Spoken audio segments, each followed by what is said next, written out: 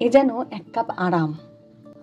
প্রথমেই যার উপর রাগ আছে তার কথা মনে করে আদাটাকে আচ্ছা করে ছেঁচে নিলাম।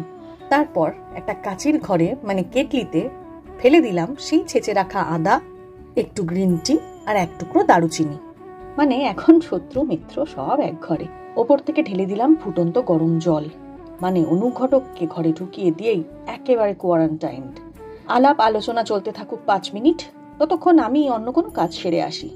এবার শত্রু মিত্রর আলোচনার এক্সট্রাক্ট নিয়ে একেবারে স্বচ্ছ কাপে এসে পড়ল সেই অনুঘটক। আহ, কি রং, কি গন্ধ, একদম লিকুইড গোল্ড। গন্ধ যতই সুন্দর হোক না কেন, আমার কাজ হলো ফিল্টার দিয়ে সেটাকে ছেঁকে তবেই গলাধঃকরণ করা, মানে গিলে ফেলা আর কি। যাগে, মোদ্দা কথা হলো ভালো মন্দ মিশিয়েই এই জগৎ সংসার। খারাপগুলো ফিল্টার করতে পারলে তবেই আরাম, আর না পারলে বিরক্তি। ভেবে দেখো।